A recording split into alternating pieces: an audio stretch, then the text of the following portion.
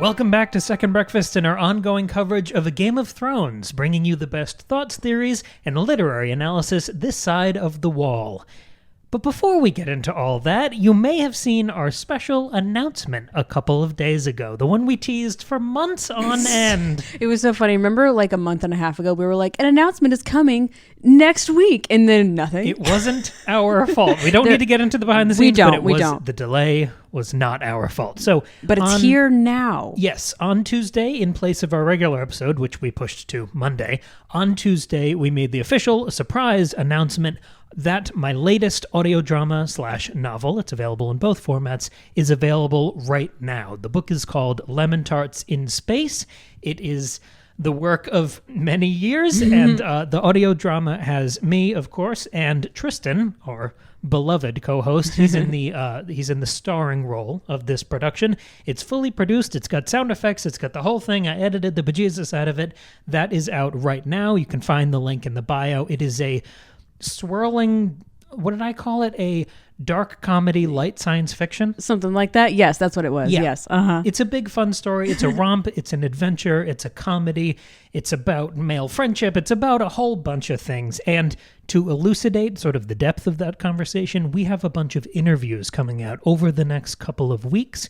There will be interviews highlighting different parts of the creative process. We're here to talk about art, so we figured now that we have some in-house art to talk about, we're going to do it at its proper length and depth. So we'll have interviews about the writing process, the recording process, and ultimately the editing process. Those will be coming out over the next few weeks. Yes, I'm so excited that your book is finally out. Everybody, please, check it out. Tell a friend.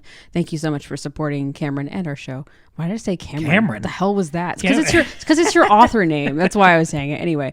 But it's because I was thinking about your website. I was going to say link is in the bio, or if you don't feel like scrolling down, it's just CameronFusil.com. Like that's how you could find everything. The link's been in the bio of all of our episodes. Yes. So that's sort of the big news with us this week. So exciting. The other thing, not to bury the lead, we are joined here today to talk about Game of Thrones. This right now, the thing you're listening to at this very moment, is our 450th episode. Whoa, that's so many. That's a lot of episodes. And to honor this landmark for the show that we've been doing for, 4 or 5 years now? Getting 4.5 years, yeah. By a strange coincidence, the White Walkers have come back to celebrate. So this chapter, we're talking about Jon number 6. We finally have some White Walkers on the table. We can talk about death more. We can talk about reanimated death. And I'm going to talk about the narrative on Dead. We've got a whole bunch of stuff to talk about for this chapter. But before that, Maggie, what happened in this chapter? Spoilers for everything in the book and the show. Absolutely, yes. So Jon chapter 6, Jon is examining the dead bodies that he found north of the wall. Remember last Jon chapter kind of ended on a cliffhanger. He had taken his vows with Sam in the Godswood, and then, or it just is, it's more like a grove of weirwood trees, and Ghost had found this hand. So now they found the bodies that the hand belonged to, and they're investigating them. Jon's there, Sam is there, the Lord Commander is there, some other men of the Night's Watch. They're all Elizabeth's dad from Pirates of the Caribbean. Yes, exactly. He's also there. And the bodies are interesting. They all have like black hands, crusty, dried blood, and they all have blue eyes. So they're trying to figure out what is going on. They can tell that the bodies aren't just any bodies. They're the bodies of some of Benjen Stark's men. So this is, again, not looking good for our guy Benjen, and they are really concerned about it. And so they're looking around. They're like, maybe the wildlings killed them. Jon kind of has a thought in his back of his mind that maybe it was the others, which are these, famous creatures that he's been learning about since he was a kid, but he kind of pushes that aside as a childlike thought.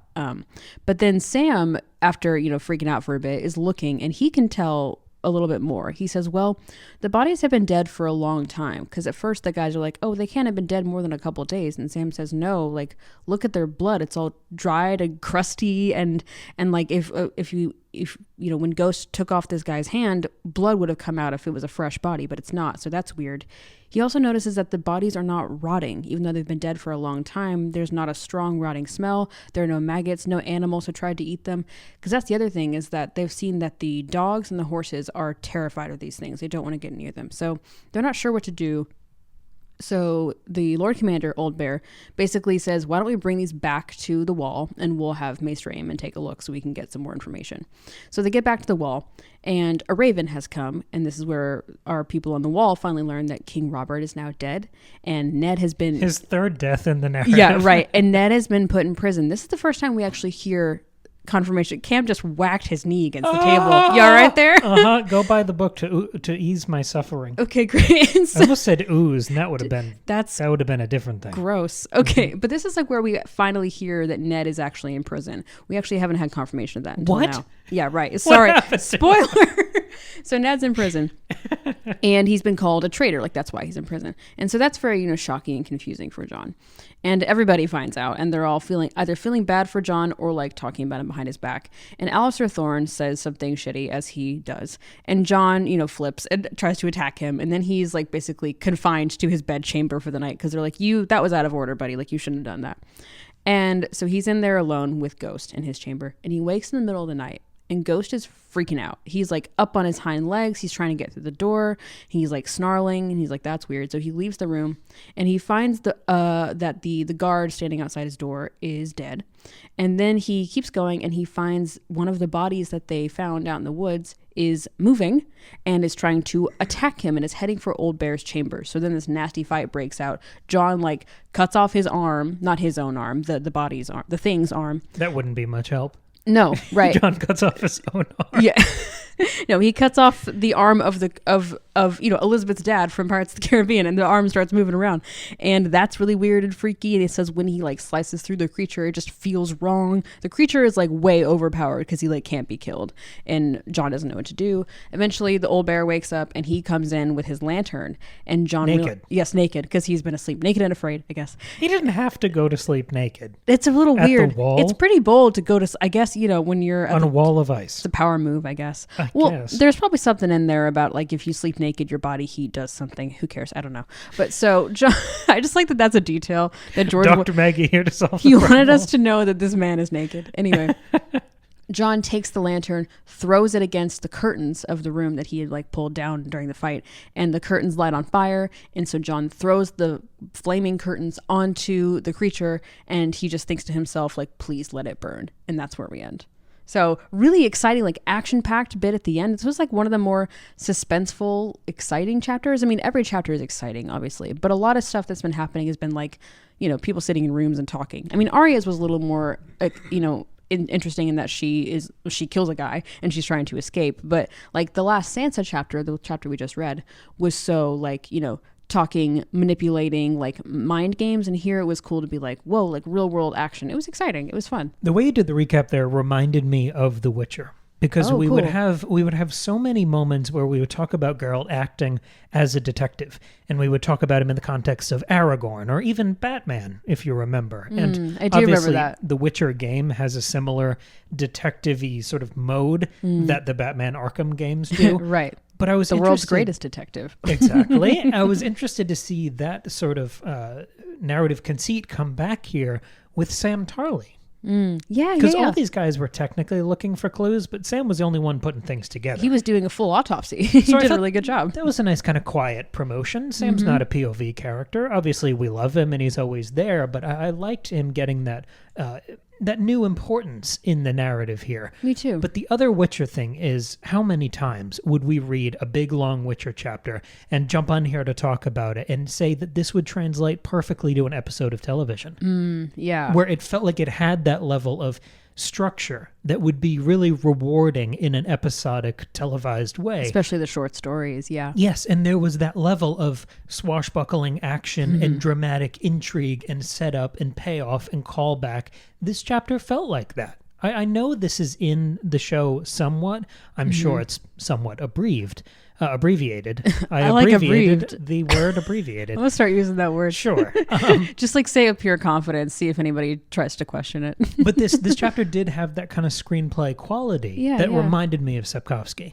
That wasn't even in my notes. I just wanted to play with that. No, for a second. That's fun. I'm enjoying the comparisons we keep making to other fantasy. Yeah. I mean, that's kind of what a lot of this show has been, is us, going through a fantasy story for months at a time, years at a time, and unpacking it, and then having the benefit of having done that from other series. We get to cross compare and talk about it, and it's fun. So I always enjoy that. As a little tease, later I'm going to make another television comparison, but I'll just leave that there for now. Okay, cool. So I want to start with something broad. We talk about distillation echoes. We actually haven't talked about it in a few weeks because I don't want to force it, but it really popped up here in a way that I thought gave us kind of a fractal insight into the POVs of this story. I was thinking about Benjen Stark a lot. Obviously, the beginning of the chapter, we talk about him. We talk about all these characters in absentia, another Sapkowski thing. Sure. But we're talking about Benjen Stark. He's returning to the narrative without himself being there. It's kind of a magic trick, right? We're talking about him, we're thinking about him, but he's not here. Yeah. And we haven't seen him for a long time. Right. Like not since like within the first 10 chapters of the book, probably. Yeah. And that sort of non-return into the narrative, kind of breaking the rules, it was something kind of peripheral and subversive. It reminded me of that really tricky, slippery place we found Arya a few chapters ago when we were talking about the narrative undead and her almost going undercover as a dead person. Traversing the like line between death and life. Yeah. And just because you teed it up there, I'm going to jump to the TV comparison. Sure. It reminded me of a specific scene in The Walking Dead at the very beginning, before we have a million, the rotating cast of characters, when it's just Rick and Glenn. Do you remember when they cover themselves in zombie guts? So they have to cross this area that's full of zombies, but they know they'll be sniffed and smelled out. Yeah. So they have to cloak their scent in all of this rotting, decaying zombie flesh. I kind of remember that. And then that. they have to slowly walk through without getting caught. Very cool. So they're kind of mimicking behavior. They're masking. There's an incognito. I don't mean the undercover thing in the detective sense. I think you know what I mean. But Arya's kind of doing that. By joining this sort of narrative undead. She even does that literally. She tries to blend in when she has to walk across that courtyard and not appear like she's trying to run away. Just like that Walking Dead example. Yeah. But there's even more to it than that, because it becomes explicit in the narrative when George R. R. Martin, he has Syrio refer to her as Dead Girl once she loses during their sword fighting practice. And so much of the beginning of this chapter is about dead men. Yeah, true. So if Arya is in this limbo state of the narrative undead, Benjen seems to be there too.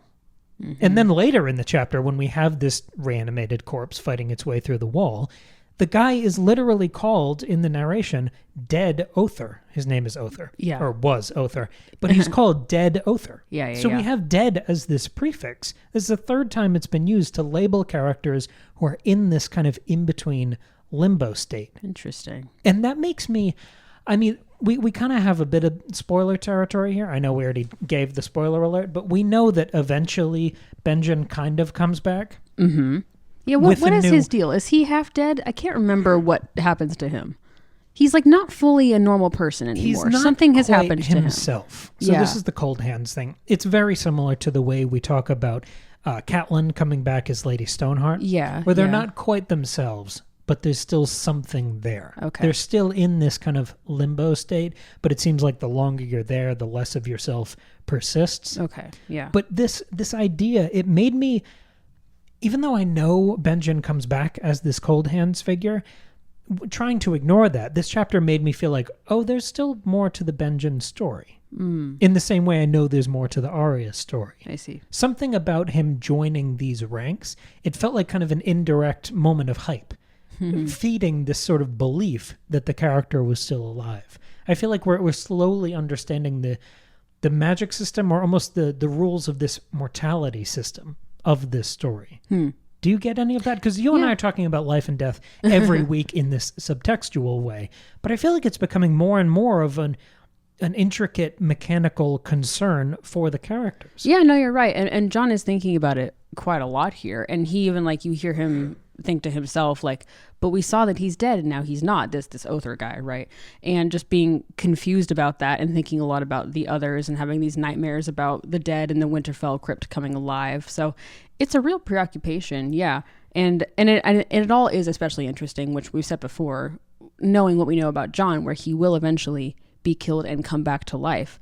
Not in the way that Benjen does or Catelyn does or any of these walkers do, but he's still like is going to be so entangled in that system of life and death too. So it's interesting. That's a great connection. Somehow I didn't even think of that. But I thought that's what you were getting. No. I was caught in the distillation echoes from the last 2 chapters. From Arya and Sansa. Because I was thinking about the Sansa chapter where she's at the window and she's seeing the guys training, and she's remembering in Winterfell when the guys would train and how different it sounds now that people are actually dying. Yes. But that sort of slaughter of the Stark men is off page. It's off screen. She doesn't see it. It is implied. I like that, I mean, George is inserting that into our minds. He's leaving us with those images even if she doesn't see them. And then to distill that, to make it more explicit, we've talked about the process of the distillation echo before, to make the first half of this chapter a bunch of guys standing in a circle studying corpses. That is doubling down on that imagery, but in a way that is more explicit so that we have to confront it and all of its subtextual implications. That's true. And also, if you think about the trajectory of the last few chapters, it goes Arya, Sansa, Jon. So we go from, in that lineup, it's youngest to oldest. Arya's, 9 or 10, and Sansa's like 11, and Jon's 14. So things become increasingly not more and more mature, because that's not how these characters work, but I don't know, that progression is interesting. And then taking all these elements and echoing them in these different ways until they become bigger and bigger and scarier. It's really interesting because, Arya, well, I don't know, Arya kills somebody in a way that Sansa does not. But like Sansa hearing about the dead versus Jon actually seeing it and fighting and confronting the dead. Yeah, that's an interesting progression, I guess. Yeah, and there's almost this longer term echo. We've been talking about the prologue a lot. We've been reminded of the prologue a lot. Yeah. And this chapter almost feels like the other half of that couplet. Because what would happen if somebody had found these guys? Yeah. Or what are the White Walkers? What do they do? What are the rules? How do you kill them? Are they alive? Do they think? Do they feel pain? Do they talk? We get some of those answers here. We see more of them instead of just this cool opening shot that the show has. Right. We get much more of the mechanics of what a White Walker is like and what they actually do in this chapter. And there's more Benjen too. We're doubling down on this connection between White Walkers and the Wall. And our first mentor when we were at the Wall, when we're hearing about the Wall, was Benjen Stark. Yeah. And I think I can't get over the connection between these characters. I know the White Walkers aren't a singular character, but they're an idea. Yeah, they're a unit. Yeah. But Benjen is becoming more of an idea. And I feel like those two were almost acting in harmony as the starting pistol for this book, because Benjen Stark and the White Walkers, if you look at the beginning of the story, they both make really memorable early appearances and then disappear. That's true. And then they both come back in this chapter. Well, Benjen is the topic of conversation, and the White Walkers come alive at the end of the chapter. They also kind of seem to serve these sort of opposite purposes for Jon. The walkers for Jon are fear. They are the thing that's beyond the wall. They're the threat of winter. They're the threat of the long night. They're the reason he's at the wall in the first place. Like, that's the fear that he's, constantly experiencing and facing. Versus Benjen, who represents hope for Jon. Jon is constantly thinking maybe he's still alive. Maybe he's still alive. He refuses to accept that Benjen is dead, even though all evidence points to he's probably dead by this point, especially after this chapter. He even thinks to himself, am I stupid for, continuing to hope that he's still alive? But he still does. And even before he comes to the wall, Benjen represents everything Jon wants to be. He's this honorable man of the Night's Watch. He's this ranger. He has made a name for himself, even though he's not a lord. I can't be a lord, but like Benjen is Jon's best case scenario in his mind. We know that's not true. We know we can do even better. But and he's a Targaryen and all that. But Benjen is sort of the hope, and the walkers are sort of the fear, and they sort of coexist together. And it's interesting to see how they motivate him in different ways. Yes, I love that. I didn't think of that either. It's the discomfort of the coexistence here, because they both exist at this arm's length now. And I love putting them on that shelf next to each other because they don't belong together. But I think we could argue, if we're trying to develop this phrase into more of a theory, that the White Walkers and Benjen Stark are both part of this narrative undead that Arya seems to have possibly joined. And we know eventually that Benjen will kind of come back as sort of a White Walker. Yes, so we're right. going to kind of split the difference. Yeah, and blur the lines even more. Yeah. And I just wanted to meditate for a second, or just see, I don't have a theory here. I just want to see what Yeah. we could get out of it. Sure. I wanted to study this limbo space that the narrative undead exists within, because I feel like that's what we're talking about when we're forensically examining these bodies and trying to learn about White Walkers. I think we're talking about all of the characters within this class that we've been developing of the narrative undead. It is this limbo state where you're not quite alive and you're not quite dead. You don't really bleed because you're rarely even in the chapter, but you're not gone. Like, you're not totally atrophied and dead either. You're not rotting away. Exactly. You're not rotting, but you're also not really your previous self. Right. You're kind of frozen in time, and you're kind of an unknown. It's a really fleshed out purgatory. Yeah. And I know we're not doing that much Dante, but I do like that the most hellish condition in this world is the wall, which aesthetically resembles the deepest circle of hell. That's true. And then you have these characters who have kind of drifted out of frame into this. I mean, the way the woods are described in this chapter feels like purgatory. Yeah, I know what you mean. Well, even right now, if you think about where we are in the story, like this in-between seasons where summer is ending and winter is beginning, that is like a state of limbo and purgatory in itself as well. I mean, the winter is obviously worse than this state they're in right now because it's only going to get worse. That's the whole point of winter is coming. But even now, like, we're in this purgatorial limbic state, and that's been very like stressful and alarming for everybody in this story, not just the people at the wall. It's been like everywhere. Everybody's nervous about the changing seasons and what it could mean. There's something almost unreal about life on the wall. When they're talking, when Old Bear is kind of, you can tell he's frustrated and kind of stressed, so he's just being really mean to all of his underlings. Yeah. And he's saying, where are the Rangers? How do we not know what happened to these guys? Did you not hear them? Did they not blast the horn? And there's this kind of unspoken agreement that people can just fade away.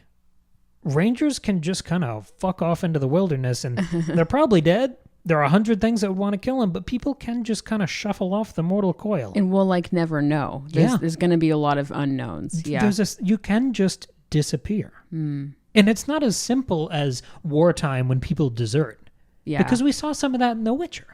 And that was always presented as kind of a get-out-of-jail-free card. And then you'd be kind of hunted by, Geralt and Dandelion were in that situation a little bit towards the end. But it's like you're still contained because you're still in, Westeros or wherever you are. Like, you'll be found somewhere or you'll find a new place somewhere. When it's beyond the wall, it's limbo. That's the whole point, is it's beyond the map. It's off the edge of the world. We don't know what's beyond this. Right. And so it's just impermanent and unknowable. It's this metaphysical sort of free fall. And the way we're in these woods where there is nothing you can see, there's no active hunter, there's no bear you can kill. It's not like the Revenant, right? At least there are rules there. There's a hierarchy you can place yourself within. There's just the feeling that there might be something supernatural that's going to kill you, that you might just slip off and go insane or die or disappear. There's a really active limbo here. I see. I think Purgatory, just pull back to Dante for a second. I think Purgatory is a more interesting and scary place than hell is, the way Dante renders it. And this is maybe the first time I've seen that inherent fear captured in a loose rendition of these realms. Yeah, that's pretty cool. I also am wondering, as we're talking, if the changing seasons, if winter is meant to sort of, if it kind of represents all of that like unknown, like, not quite here, not quite reality, qualities of Beyond the Wall, if that's coming down into the rest of the world, into Westeros. Like, as winter arrives, all of that craziness and things not being right that you get from past the wall all comes down. And so that's why you have all of a sudden, all these like, all this much more intense infighting amongst the houses. You have, King Robert dying and all this stuff. Like, Ned's a traitor all of a sudden, and Lysa's gone cuckoo, and Catelyn's kidnapped Tyrion. Like, what? Like, there's all this stuff that's starting to become messy. And as like this, we know as the story goes on, it's going to get more and more messy. More and more people are going to try to fight for the throne. That's where you get the War of the Five Kings, which is like a total mess. And so it's like, as winter comes, as that purgatorial limbic feeling seeps seeps into the rest of the realm, things become more and more chaotic. I think it's really interesting. And there's this game of telephone that we see that kind of destroys and twists information, where the wall, the way they find out about Robert dying, they get the headline. They get no context, no explanation. They don't get the article. Someone just sends one of those little scrolls on a bird's leg. Yeah, it's just the headline. It's just the sentence. But without that context, the knowledge kind of twists. And we know it's so out of date now. The wall exists out of time and place. Yes. It is in, like when you were talking about the craziness before, I almost got this sense of meaninglessness. Because even when Jon gets this information that should animate him, the first thing someone says to him is, you cannot react, you cannot go defend or be with your family. This information that is out of date and possibly wrong, and we have no context for, you can't act on or react to either. There is this just kind of eerie quiet that has to follow. Even the most, the most dramatic news you can get in a fucking kingdom is the king dying. But you can't react to it. Well, that's not our concern. It's it's good for us to know, but our main focus is what's over here right now. And I think that meaninglessness I found even in the way George was pulling in some echoes. Because I was my eye was kind of caught for these distillation echoes with the Benjen and Arya comparison. But then I started getting all of these kind of eerie reminders of the Sansa chapter we just had. Oh, okay. When Sam is brought over to Old Bear because he's noticed something, but he's kind of stuttering and stammering, and Old Bear's like, no, just tell me, what'd you notice? Sam defaults to all of these courtesies when he's nervous in front of an authority figure, in the same way Sansa does when she's talking to Cersei. To anybody. And then we have this jump inside Jon's head as the POV character, where he says, even if it all goes to shit tomorrow, at least I got to play at being a ranger for one day. Yeah. In the same way Sansa got to play at being a proper lady for pretty much a day before it all went to shit. Yeah. And then as he, goes off, he freaks out at Alistair Thorne, jumps up on the table with a dagger and tries to kill a superior officer. Awesome. We then join Jon in basically a cell where he's in solitary confinement as a bunch of scary shit happens outside. Yeah. Just like Sansa is when they take Jane Poole. Exactly. And Jane Poole kind of takes the place of Ghost there. Yeah. Because they're kind of in a cell and they kind of have a companion, but... And Jane Poole alerts Sansa to what's going on outside, and Ghost does too. Yeah. There are all these incomplete echoes, but they're not doing the distillation work. They're not doubling down and explicating an idea or a subtext from a previous chapter.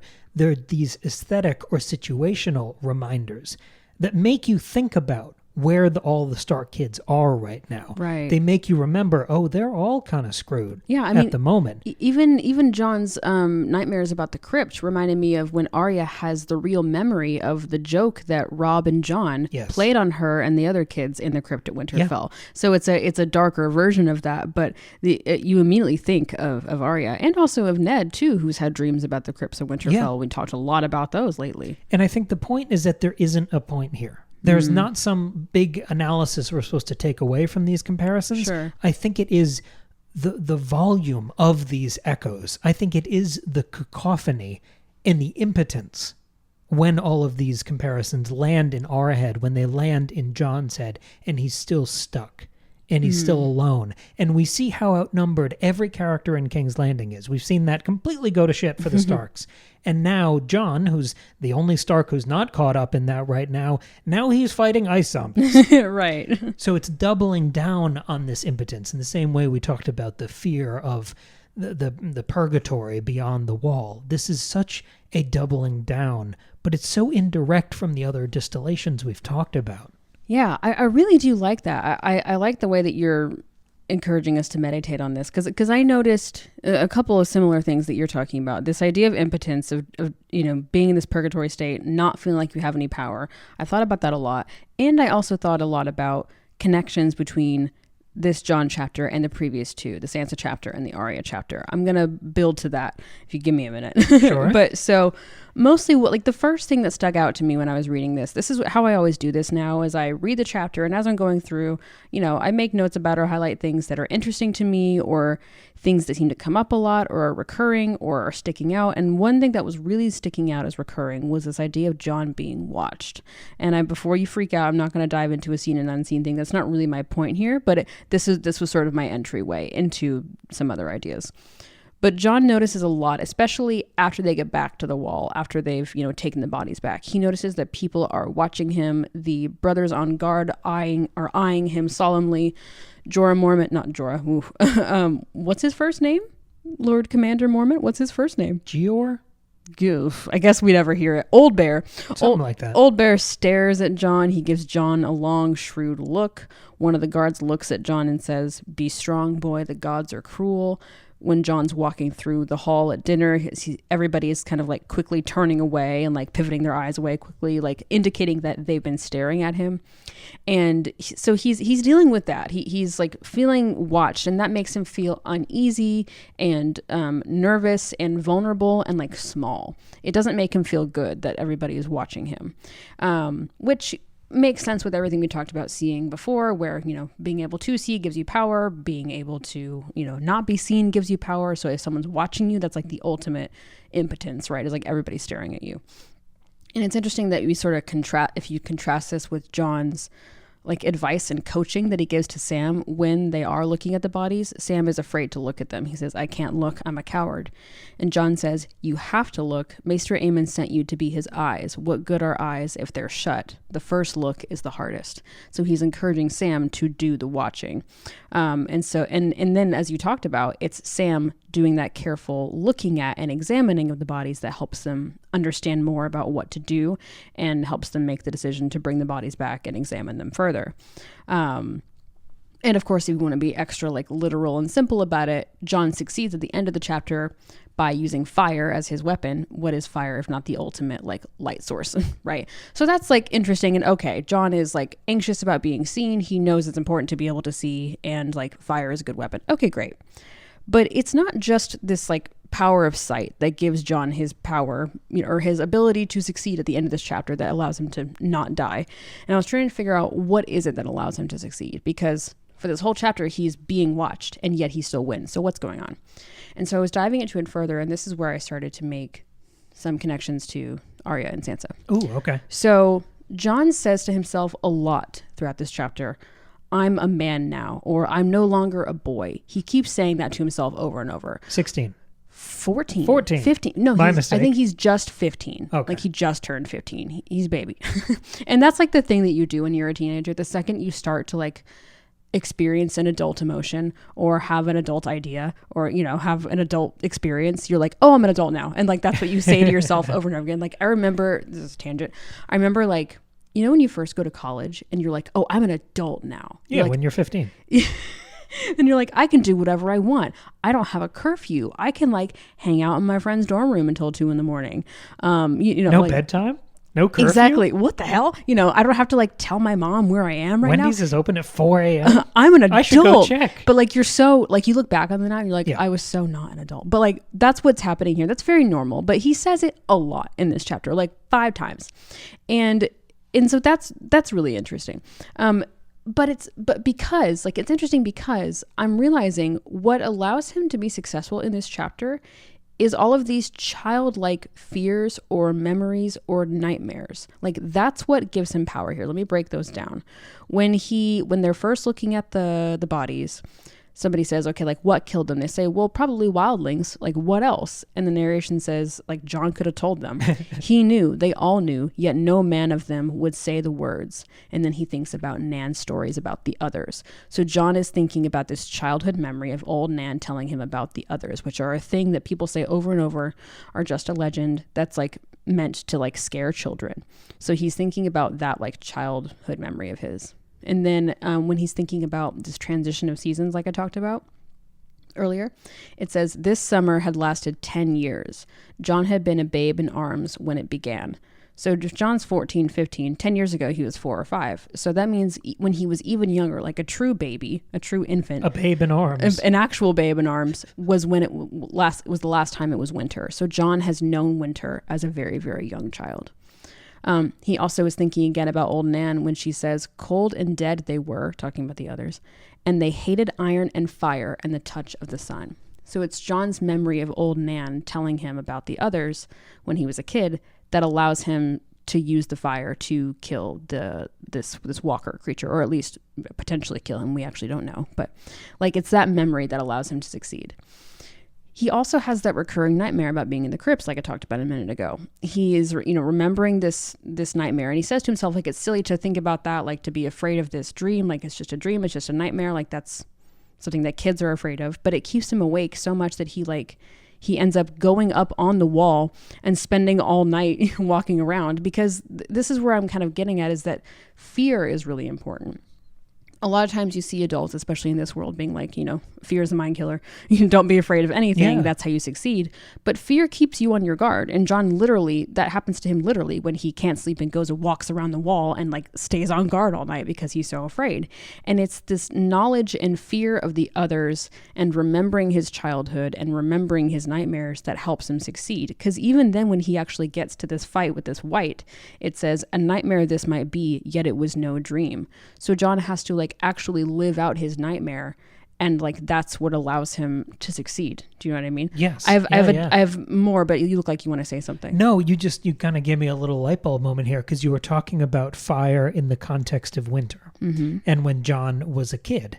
And I think if you take this more symbolically, where we talk about ice and fire as kind of Stark and Targaryen, because one of them's in the cold place and the other one has dragons who breathe fire. Yeah. And John kind of being the bridge between those two worlds.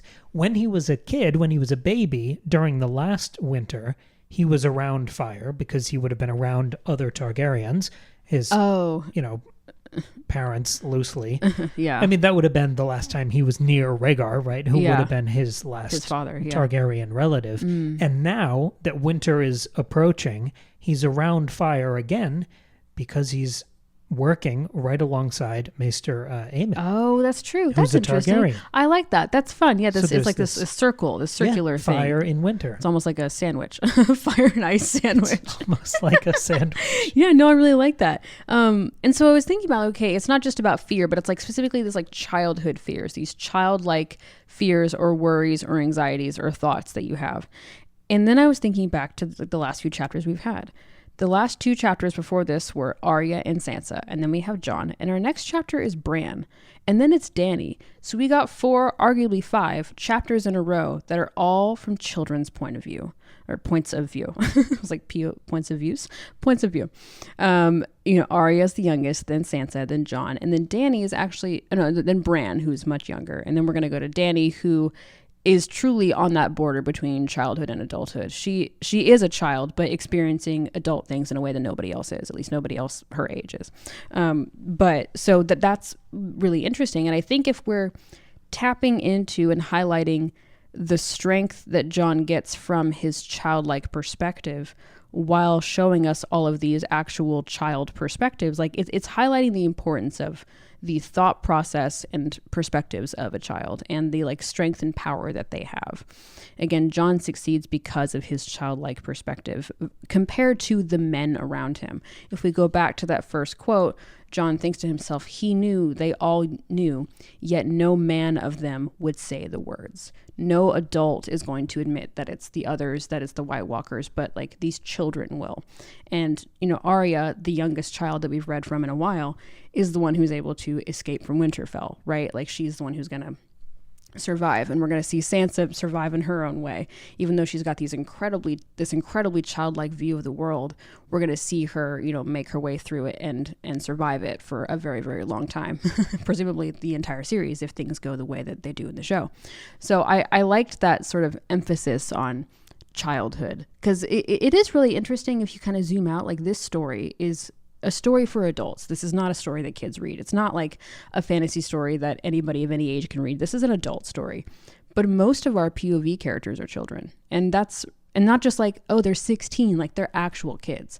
And I've never I don't know, taken a moment to think about how strange that is, but I think it makes a lot of sense to me now. Me too, and I think it helps me understand this chunk of the book. We talk about Targaryen checkpoints, and I think since the last Targaryen checkpoint up until the next one, which I think is going to happen sometime in December, It'll be December, yeah. This has been the transition in the story from the Ned POV, him being our lead character, to really fleshing out the kids and then moving to the next generation as the movers and shakers in this world as Ned kind of shuffles off stage. And I think that hitting this many POV characters in a row who are all of this, in this age bracket, I think that doubles down on that. Yeah. Yeah. And I know we've talked about the kids before, probably, I don't know, half a book ago. Sure. We talked about how many kids there are and their different ages. I feel like we had a conversation about that. And it's hitting me a little differently today. And I think I forget to think of Jon as a child, but he really is. I mean, again, he's experiencing a lot of adult things and he's having to grow up really fast, but he's 15. Like, in that world, he's almost done being a kid because you come of age at 16 there. And even now, like, we've got this child on the throne, and even somebody even says that, like, Lord Mormont says, like, yeah, a boy king on the throne is really dangerous. He's going to listen to his mother. Like, we got to work around that. So it's like, again, we're in this transition state where the kids are really taking over, and it's causing a lot of problems, but it's also making things really interesting, and really it's changing things quite a lot. And even though he's the one ruining their lives in each chapter, I feel a great deal of sympathy kind of seeping through from George R. R. Martin for these younger embattled POV characters. I see, yeah. Like you were talking about kind of the truth from the mouth of babes thing when they were talking about Jon was the only one who would talk about the others or who would acknowledge that connection. I feel like George is kind of trying to throw him a bone there. In the same way we talked about Tolkien breaking the fourth wall for a moment to try to help Sam when he was at his lowest. Yes. It's interesting that George names the guy who comes back from the dead and becomes the living, walking, breathing evidence for the others. He names that guy Other. Yeah, I mean, even when I first, like this chapter, the first word is Other. It's somebody like telling it who it is. And I read it as Other. Yeah. And like, of course you do. But that's him. I think that's nice. I think when that veil is the thinnest between text and subtext, I always enjoy those moments because they do feel like a tip of the hat from the author. I want to kind of pick up the baton here, unless you have more here. I'm mostly excited to hear from Bran next week to continue this like child perspective and see, what sort of special strength or power he has as being a kid, but otherwise, no. I didn't even touch Jon's dream in this chapter because I knew you were going to play with it next week because Bran's going to, all he does is sleep. Yeah. I want to pick up the baton of what you were just talking about with the fire thing, because I had this sort of silver bullet part of my notes here talking about, as we unfold this kind of magic system surrounding the White Walkers, how do you kill one? We don't know yet. We don't know all the rules about Valyrian steel. We haven't gotten that far, but the working theory that Jon sort of develops on the fly in this chapter is fire. Burn it. Yeah, that's what they got so far. We're chanting that at the audience by the end of this chapter. Yes. And I like the immediate, kind of easy but very satisfying A Song of Ice and Fire echoes there, where fire kills ice. Like there's an elemental symmetry that is very pleasing to me. It's clean, yeah. But I think there's another layer a little deeper than that, where we're kind of getting a posture here. And this might be one of those other kind of thin membrane moments where George might be tipping his hand a little bit. Because if we're looking at fire and ice, and instead of saying we're on the side of ice because all of our POV characters are Starks in Winterfell in the ice castle, if we're changing that formulation and saying ice bad, fire good, now we're kind of shifting the way we look at these teams. Because Dany's side, Dany is fire, she's Targaryen, she'll eventually have the dragons. She is kind of the solution now to the ultimate threat. If Jon's working theory is correct, that the only thing that can kill a White Walker is fire, then the character from the firehouse who's going to have a lot of fire-breathing pets is going to be the person we need to root for. Right. Like, it almost feels like the beginning of a narrative endorsement for Dany's cause. I was going to say, that feels like a nice setup for us. I mean, I don't remember how I was thinking about this when I first experienced this story, but a pretty logical conclusion you would jump to is, we're and also like seeing like the way that we killed Viserys in the last Dany chapter with the burning metal. It's like, oh yeah, we need Dany. That's why she's in this. It's not just that she's interesting to read from and she represents a vague threat that Robert wants to squash, but it's more, she is going to be the missing link to like rescuing us from these White Walkers from this winter. That makes a lot of sense. Yeah. And so much of the conversation and so many of Jon's thoughts that we see within his POV in this chapter are about death and how to kill the White Walkers. All of it is about, trying to... It's methods of killing. It's like 1,000 ways to die. That's basically what this chapter is. Yeah. So I found myself thinking about fire and death by fire and burn it and kill it and all of these things. And I was zooming out to all of the memorable character deaths in a series defined by memorable character deaths. Yeah. And I couldn't remember more than 1 or 2 where someone dies by fire. The only one I can remember is Shireen. I was going to say it's Shireen. And then I think Varys is burnt to a crisp. If you're Do we count barbecued that? by a dragon, I feel like that's half credit at best. Well, that's not what I mean. The Iron Throne, but... Shireen's a different thing. Yeah. That feels more like death by fire because the other ones I would call death by dragon. Yeah, right, sure. And, I guess the Hound almost when he's a kid. But otherwise, otherwise... But this is the thing, and this is where it comes full circle to what we started the conversation with. This was my other kind of light bulb moment here. The other person who kind of, if you add some quotes on it, death by fire, the only other person who dies by fire in this story is Dany. At the end of this book... When her dragons are born, when all of her hair is lasered off. Yes, she's reborn. And she becomes Daenerys Targaryen. She becomes the old Dany Dany, dies. Yeah. The real Dany that we think of.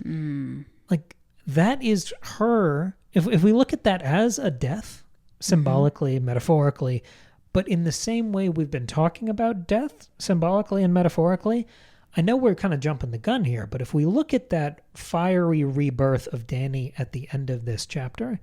Is that kind of her joining the narrative undead? Oh, I see. Totally. Yes, absolutely. Because she does then exist in that limbo state, which I guess you could also call plot armor, where she's safe until the very end. That's true, especially when it's like contrasted with Drogo, who does die, and her, her unborn or her then but born son who does die.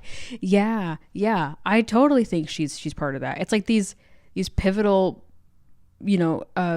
main quest, chosen one characters. It's Jon, it's Arya, it's Dany. I think it's Dany more than the rest of them. Because at least the other characters interact with the rest of the cast. Like, we've been grappling with this for a month or two now, but this idea when people were watching the show and it got towards the back end of season 8 and everyone was saying, well, Arya has to do something big or else why did we spend so much time following that character? Right. I think you could say that a character like Arya pays dividends for dozens of other characters throughout the story, where even if she had just taken an arrow and died, piteously in the middle of the final fight, I think it still would have been a worthwhile journey. Sure. I think Dany's kind of the exception there, because she is so on her own. She's so out on a limb that when you're halfway through book 2 or book 3 and Dany's still alone, if she just dies, if she just gets a cold and is carried off in the night, then genuinely what the fuck were we doing for 3 books? Exactly. That would be ridiculous. So she does have this element of plot armor of you're watching her story, and there are plenty of times where you're worried for her. What's going to happen to her?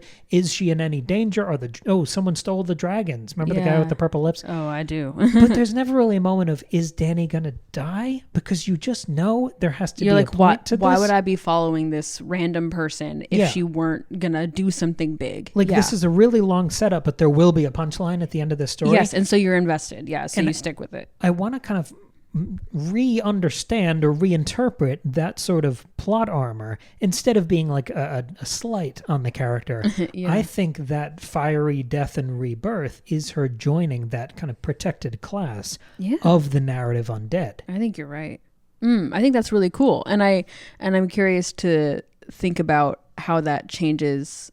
Like how that changes how we view her and how she is and how she acts and how she goes about her story in Clash of Kings and beyond, because I don't remember how she reads in Clash of Kings and Storm of Swords, and I didn't read anything after that. So that is going to be an interesting thing to follow as well. I like that. I think that makes total sense. You're right. She's got plot armor in a way that nobody else does. Right. And I don't think that's a flaw of the writing. No, it's not. Like, that's the thing is I think we get a little caught up in, well, things are too predictable, and this story is supposed to be like, twisty and unexpected, but it can't be so much that nothing matters, because otherwise what's the point of this entire story? Is just to be like, see people die, like that's not interesting.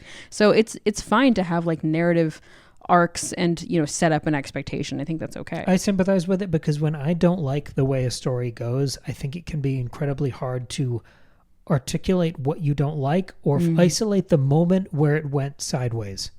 I think that's incredibly hard to do. So I sympathize with that sort of discomfort in the audience. I have one last thing to play with here. Okay. I like how contemplative we've been this week. Me too. I was thinking, I caught a couple phrases, a couple lines. I feel like there were really strong lines in this chapter. Okay. In the same way there are moments of dialogue in the show that have just reverberated through pop culture for 15 years now. I caught some of those here, and maybe that's why this chapter felt more screenplay-ish. It had that sort of efficiency and snappiness in the dialogue that people loved so much on HBO. Mm-hmm. A few weeks ago, we were discussing the moral of this story, or if there is one at all. Mm-hmm. And I caught a couple lines in this chapter that I think make pretty good candidates, and I want to see what you think of them.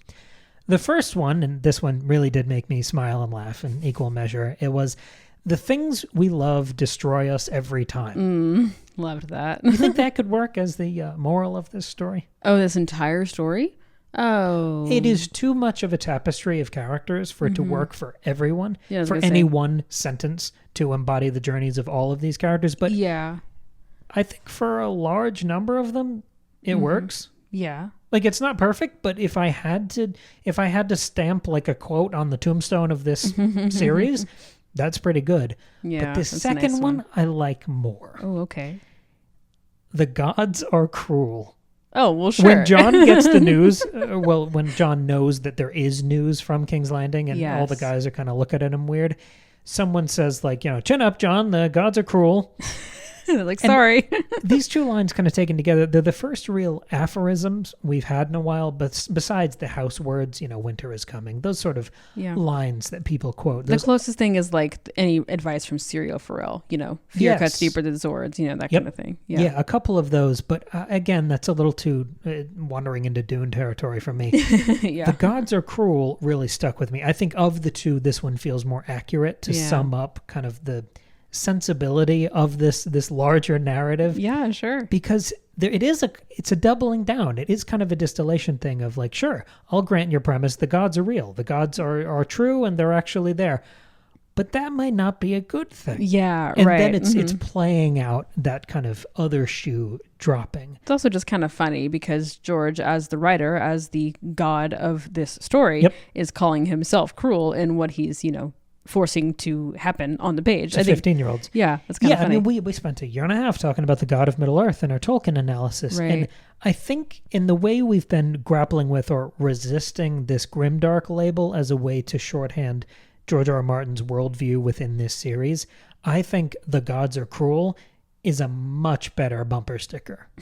Yeah, I think you're for right. the sensibility of this series. Yeah, I think that's perfect. And it's like, and it doesn't answer the question like, can you do anything about it, or can the gods do anything about it? No. It's just like, yep, the gods are cruel. It is I mean, I guess you could say from kind of a theological sort of angle, it is kind of an answer to a question. Mm-hmm. But I think the thing I love about this series so much, and why I've loved talking about it and thinking about it in all of its various forms and adaptations for so many years, is because it's way more about the question than the answers. Sure. Even when we talk about gods in this series, there are more active religions with various proofs and examples and miracles than in any other fantasy series I can think of, and any other genre series I can think of. Yeah. It's not about the answer, it's very much about the question. That's true. So I just wanted to close on that. I the like gods that. are cruel. Well, I like it too, because it's not the gods are negligent or the gods, nothing matters. It's no, they are especially cruel. Like, they make things happen in a way that it might be like narratively clean and nice, but like in the worst way. Mm-hmm. It's not just nothing matters and everything's random and people just die sometimes. It's no, you die in the worst way. You don't just die in prison. It's you get your head cut off in front of your daughter. It's that kind of thing. Yes, it maintains kind of the curiosity of the question in looking like an answer, especially by making it plural.